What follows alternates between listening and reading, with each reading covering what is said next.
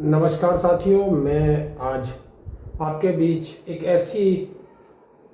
चर्चा लेकर के आ रहा हूं कि उत्तर प्रदेश के पूर्व मुख्यमंत्री और समाजवादी पार्टी के राष्ट्रीय अध्यक्ष माननीय अखिलेश यादव जी जब गाजियाबाद आए तो उन्होंने एक यहाँ कार्यकर्ता सम्मेलन किया और उस कार्यकर्ता सम्मेलन में किस तरीके से वो अपने एक छोटे से कार्यकर्ता को भी पहचानते हैं और अपने एक नेता को भी पहचानते हैं, ये उनकी खासियत है।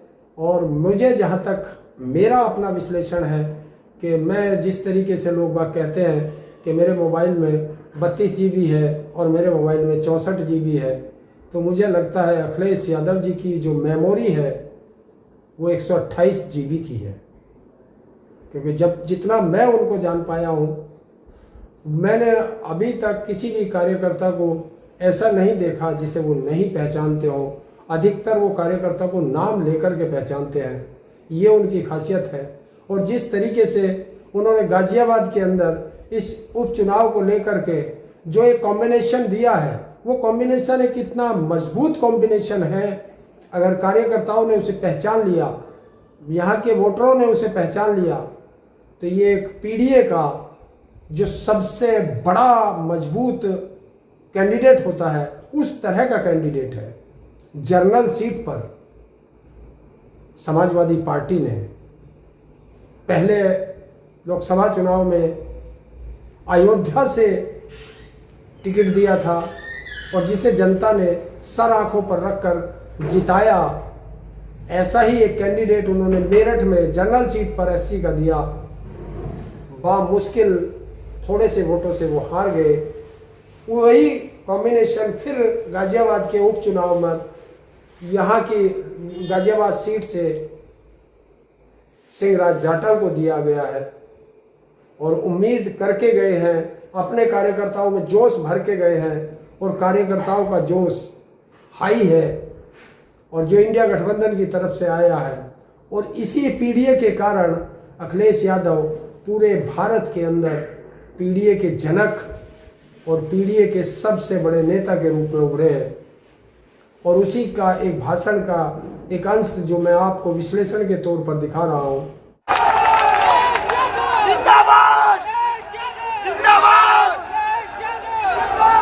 हालांकि गाजियाबाद का चुनाव इस बार परिणाम अलग देने जा रहा है।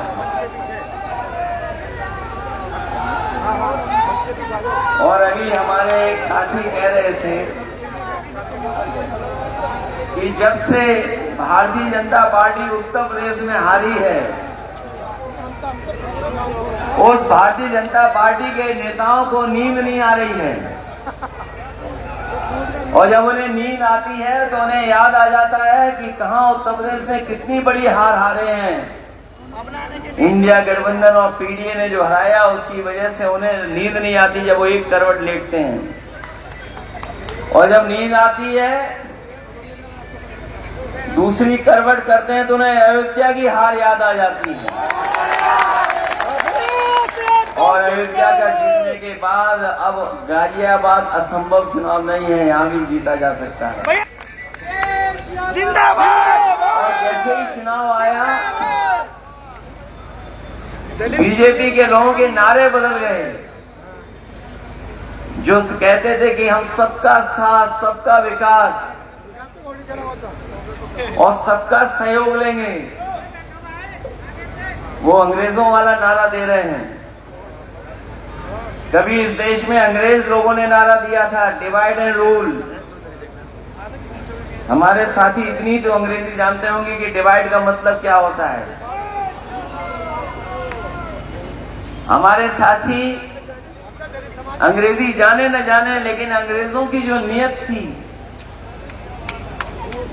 और जो अंग्रेजों ने डिवाइड एंड रूल का नारा दिया था, बताओ डिवाइड का मतलब क्या होता है हिंदी में?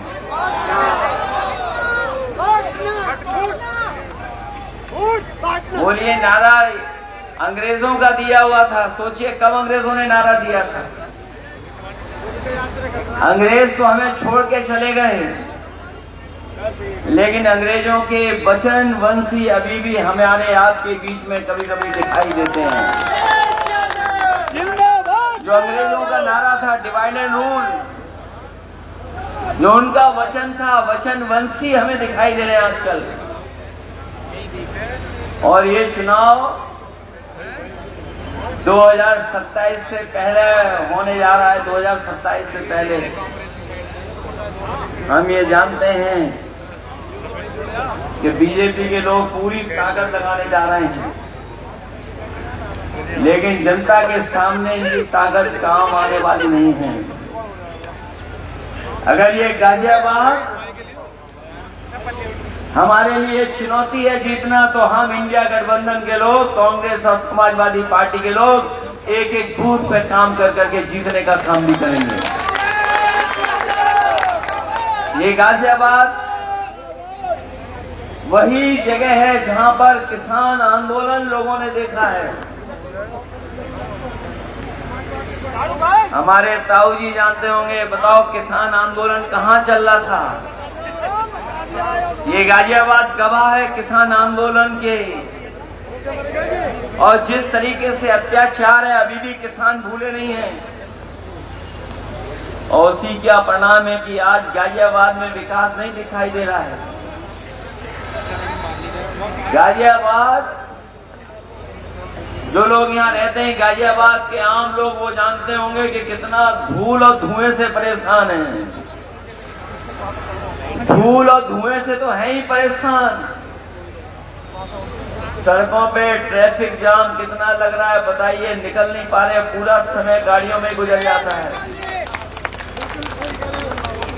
इतना जाम किसी शहर में नहीं लगता होगा, ऐसा जाम भी देखने को नहीं मिलता। और जब आपके बीच में मैं पहुंचा हूं, सुनना है कि बड़े अधिकारी को बैठाने के लिए नियम बदले जा रहे हैं, नियम। और नियम ये बनाया जा रहा है कि 2 साल के लिए अधिकारी बन जाएगा। और नियम बनाने वालों को ये पता ही नहीं है कि 2 साल उनके भी नहीं बचे हैं। बताओ 2 साल बचे हैं क्या उनके?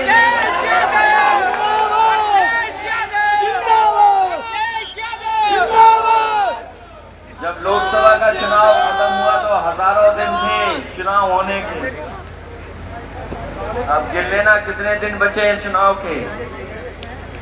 और जब बाई इलेक्शन का रिजल्ट आ जाएगा, नया साल आएगा, तो बताइए कितने दिन बचे हैं। ऐसी लूट और डकैती किसी ने नहीं देखी होगी जितनी हम लोग भारतीय जनता पार्टी के कार्यकाल में देख रहे हैं। भ्रष्टाचार है, हर जगह भ्रष्टाचार है। और अगर भ्रष्टाचार को कोई उजागर कर रहा है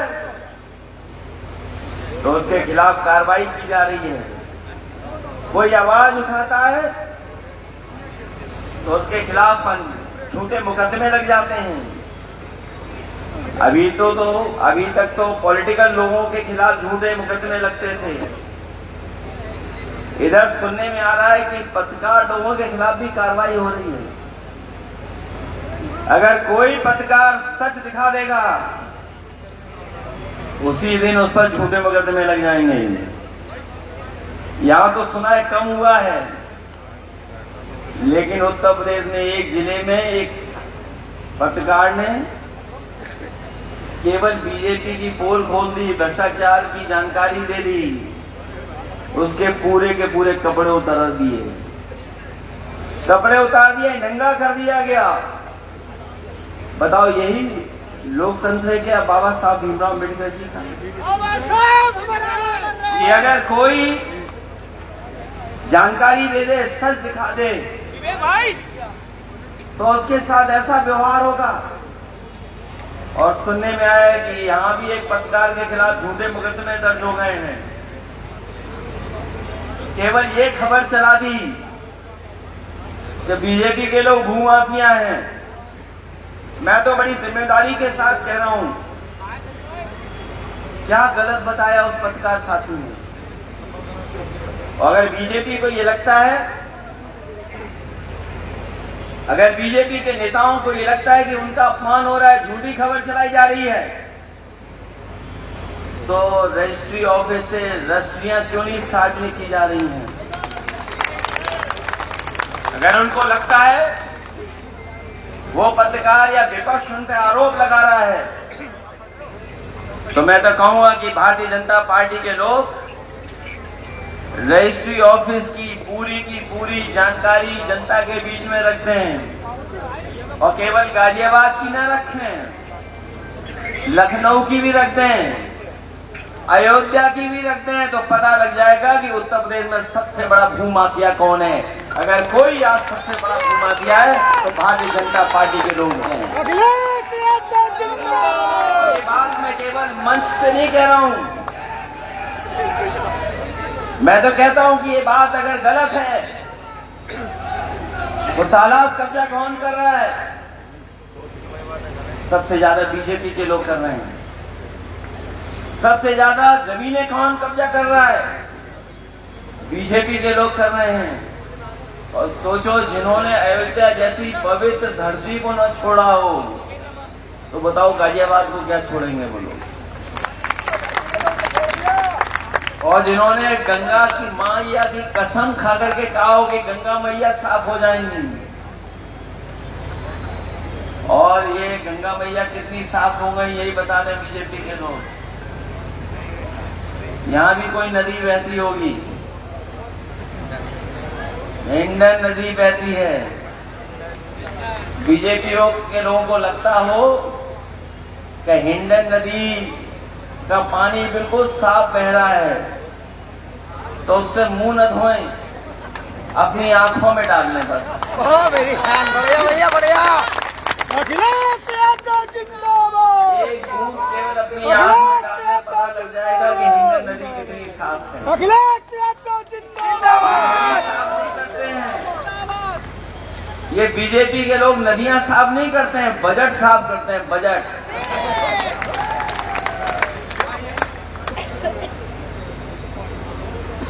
ये बजट साफ करने वाले लोग हैं।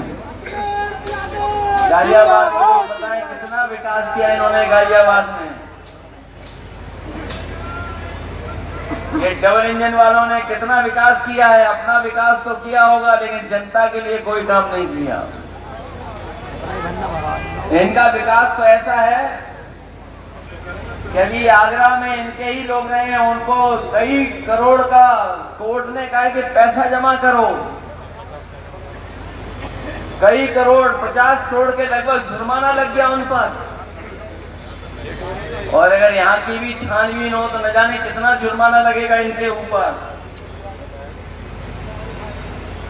सुनने में आ रहा है जो पर्यावरण को स्वच्छ रखते हैं, ई रिक्शा भी खत्म कर दिया इन्होंने, नहीं चलने दे रहे हैं।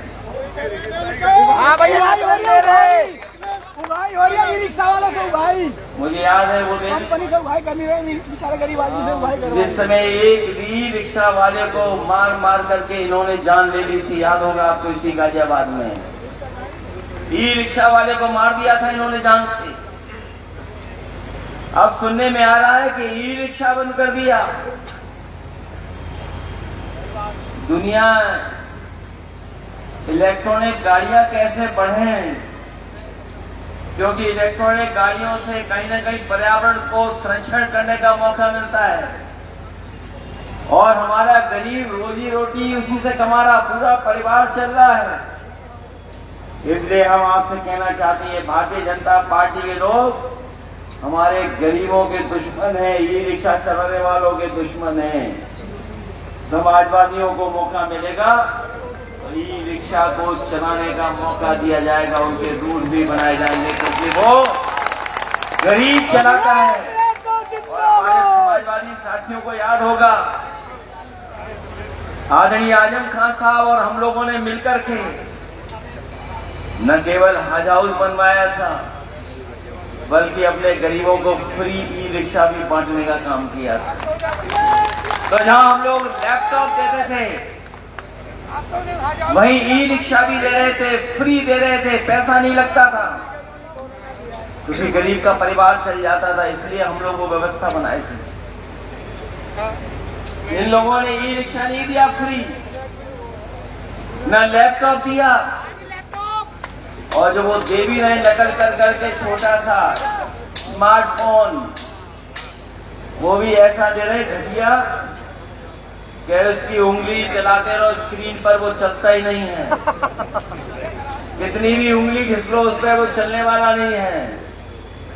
नकल तो कर ली लेकिन क्वालिटी नहीं अच्छी कर पाए, वैसे ही का वैसा दे दिया। मैं आपसे कहना चाहता हूं, ये जो मेट्रो दिखाई दे रही है आपको चलती हुई, ये समाजवादी और कांग्रेस की देन है, भारतीय जनता पार्टी की देन नहीं है। जो लोग पुराना जानते होंगे वो जानते होंगे, समाजवादी लोग और कांग्रेस पार्टी की सरकारें थी तब जाकर के मेट्रो चली थी और यहाँ के लोगों को सुविधा दी हम लोगों ने। वो सड़क भी कभी नहीं बनी जैसी सड़क हम लोगों ने बनाई थी, एलिवेटेड। आप सब जानते हो एलिवेटेड सड़क किसने बनाई? समाजवादियों ने बनाई। और उद्घाटन किसने किया? कोई नकली आदमी सरकार कर गई उद्घाटन, जिनका कोई योगदान नहीं था। और ये देश की पहली सड़क इतनी बड़ी बनी थी, पूरे देश में कहीं नहीं थी। मैंने आपसे कहा था उस समय भी और कई प्रेस कॉन्फ्रेंस में कहा था कि ये इकलौती गाजियाबाद के लोगों को राहत देने के लिए बहुत से लोग जाम में फंसे रहते थे, घंटों नहीं पहुंच पाते थे दिल्ली। अगर किसी ने सुविधा दी थी तो समाजवादियों ने दी थी। और ये देश की पहली सड़क बनी थी जो एक पियर पे 6 लेन थी। आप जानकारी कर लें, बड़े बड़े शहरों में देश में नहीं बनी थी, चाहे वो चेन्नई हो, कलकत्ता हो, बंबई हो, दिल्ली हो, कहीं ऐसी सड़क नहीं बनी थी जहां एक खंबे पर 6 लेन सड़क बनी हो। अगर किसी ने बना के दिखाई तो वो समाजवादियों ने बनाई थी और रिकॉर्ड टाइम में बनाई थी। रिकॉर्ड टाइम में, रिकॉर्ड टाइम में बनाने का काम किया था। न केवल वो रिकॉर्ड टाइम में बनाया, बल्कि कानून व्यवस्था बेहतर हो, सुविधा मिले पुलिस को, उसको चलने में आराम मिले, उसके लिए डायल 100 बनाया गया। डायल 100 दिया था हम लोगों ने और इस सरकार ने डायल 100 का क्या नंबर कर दिया? डायल का 100 की जगह 112 कर दिया। वो भी नहीं मिलता। और जब से नंबर बढ़ा है आप सब जानते होंगे, रेट भी बढ़ गया हर चीज का। मिलता नहीं, 112 मिलती नहीं है। जो सुविधा थी वो वसूली का काम कर रही है आज। और अभी पुलिस की भर्ती पूरी नहीं हो पाई। पेपर कितने आउट हुए थे, अभी वो मुद्दा गया नहीं है, खत्म नहीं हुआ है। महंगाई केवल हमारे आपके बीच में नहीं है, जो मल्टी स्टोरिंग वाले लोग हैं उनके भी घर परिवार में महंगाई है। और ये महंगाई इसलिए है क्योंकि कुछ लोगों को ये मुनाफा ज्यादा कमाने दे रहे हैं। जब मुनाफा कमाया जाएगा तभी महंगाई होगी। ये अपने लोगों को मुनाफा कमाने दे रहे हैं, उसका परिणाम ये है कि हमें और आपको महंगाई का सामना करना पड़ रहा है। आज बेरोजगार भी आपके साथ हैं, अग्निवीर भी आपके साथ हैं, ओल्ड पेंशन बहाल हो उसके समर्थक लोग भी हमारा आपका समर्थन कर रहे हैं। जो व्यापारी कभी लंच पैकेट, चंदा और मंच बनवाते थे बीजेपी का, वो भी जीएसटी से दुखी होकर के और वसूली से दुखी होकर के अब आपकी ओर देख रहे हैं, समाजवादी पार्टी और इंडिया गठबंधन की ओर देख रहे हैं। व्यापार जो लोग करते होंगे वो जानते होंगे कि कितना संकट आ रहा है आपके ऊपर जीएसटी से। बताओ, जीएसटी के कारण आपका कारोबार नहीं हो पा रहा है, परेशान कर रहे हैं, वसूली कर रहे हैं आपके साथ। और कितनी वसूली हो रही है। और कभी जानकारी करिए आप, जो नई व्यवस्था बनाई है उन्होंने फेसलेस, जो बड़े व्यापारी होंगे वो जानते होंगे कि अगर फेसलेस है तो केवल कुछ पैकेट देना पड़ेगा, अपने आप फेस पता लग जाता है कि फाइल कहां गई है, फेसलेस है। जो बड़े व्यापारी है, कारोबारी है, वो जानते होंगे ये जो टेक्नोलॉजी के साथ साथ जो खिलवाड़ हो रही है फेसलेस, वो फेसलेस नहीं है, पैकेट दे दो, फेस पता लग जाएगा कि कहां फेस पहुंचा हुआ है, कहां पर फाइल पहुंची हुई है। आज व्यापारी भी आपकी तरफ देख रहा है, किसान तो है ही दुखी, किसान तो पहले ही सरकार के खिलाफ खड़ा हो चुका है। इसलिए मैं आप सबसे निवेदन और अपील करने आया हूं।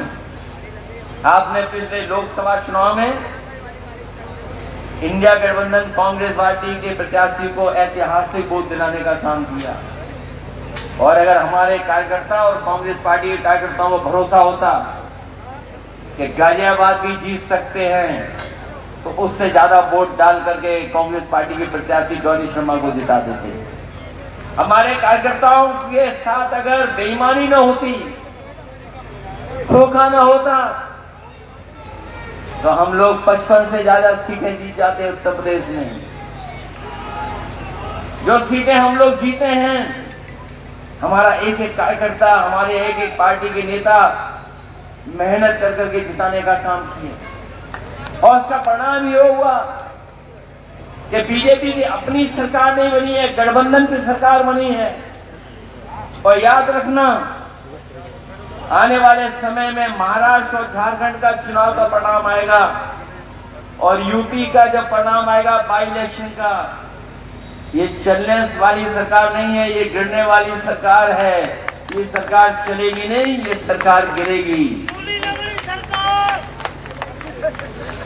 और लखनऊ वाले तो अपने आप गिर पड़ेंगे।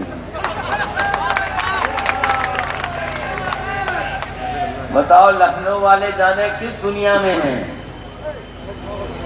हमारे आपके बीच में बहुत सारे लोग होंगे जो कुछ न कुछ विकास करते हैं, काम करते हैं। समाजवादियों का विकास करने का रास्ता है, लेकिन बीजेपी के लोग विनाशकारी हैं, विनाश करने का रास्ता है उनका। विनाशकारी हैं लोग, उन्हें कोई अच्छी चीज दे दो, उसकी विनाश करवा लो आप। उन्हें कोई चीज दे दो, विनाश कर देंगे। इस अन्याय के खिलाफ हम लोग लगातार लड़े हैं, इसलिए आपसे मैं अपील करने आया हूं।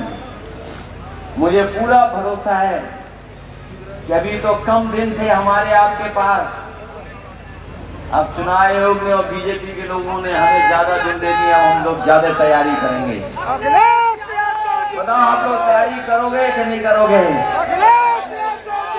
और अगर हमारा कार्यकर्ता 100% अपने बूथ पे काम करेगा तो कोई इस गठबंधन को हरा नहीं पाएगा। इसलिए 100% काम करिए अपने बूथ पर। और अगली बार जब हमारी मुलाकात होगी कहीं पर भी, हम जानते हैं गाजियाबाद के कार्यकर्ता हमें हर जगह मिल जाते हैं। इस बार पहले आपका बूथ देखूंगा मैं, बूथ। ये तो हम जानते हैं सब जिता दोगे बूथ, इधर सब दिखाई दे रहा है। अगली बार जब मुलाकात होगी तो हम लोग बूथ भी देखेंगे आपका। तो बताओ, आपके बूथ हम लोग देखेंगे नहीं देखें? बताओ, मेहनत करेंगे आप लोग। अगर आप 100% मेहनत कर दोगे तो भारतीय जनता पार्टी कोई हथकंडा अपनाए उसका चलेगा नहीं। बताओ, वोट के आगे, पीडीए के आगे क्या हथकंडा चलेगा इनका? ये उदाहरण दिया है समाजवादियों ने। बाबा साहब भीमराव अम्बेडकर जी का जो रास्ता था कि जनरल सीट पर भी हम लोग लड़ा सकते हैं, रिजर्व पे जिनको लड़ने का अधिकार है उनको। अगर ये किसी ने परंपरा शुरू की है तो समाजवादियों ने शुरू की है। और जब कई सीटें जो जीत नहीं सकते थे, वो हमारे कार्यकर्ताओं ने 100% मेहनत की, उसका परिणाम हुआ कि वो सीटें हम लोग जीत गए। ये तो घर में पहले से ही है, हर घर में केबल के माध्यम से ये घर तो पहले से ही है। बस घर घर से वोट हमें और आपको मिलकर के निकालना है।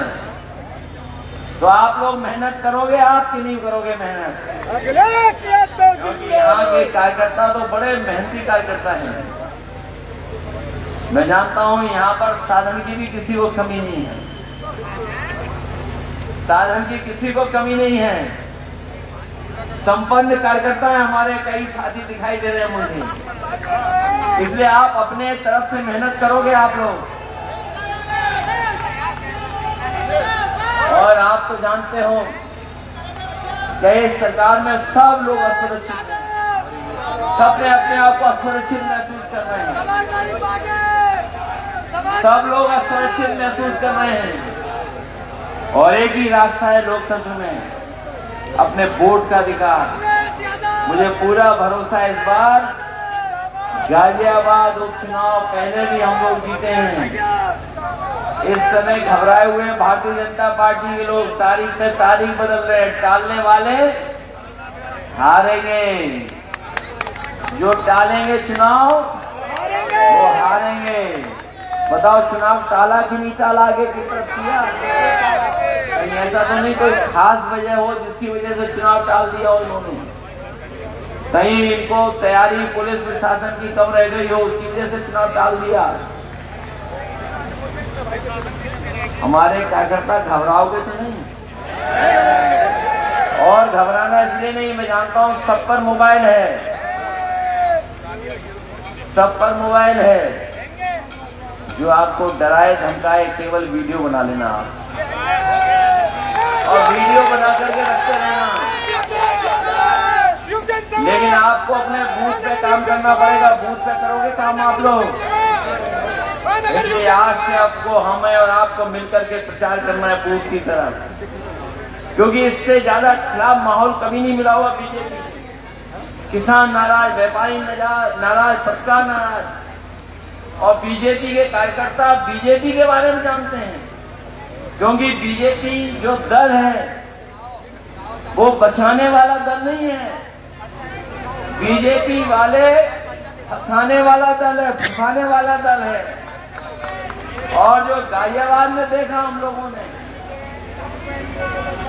बताओ अधिवक्ता, जज साहब, पुलिस तीनों एक ही जगह एक हो गए। अब पता ही नहीं लग रहा कि क्या बात थी। सोचिए, लाठी चलते देखी हम लोगों ने, लाठी चलते हुए देखी, कोर्ट में लाठी चल रही है।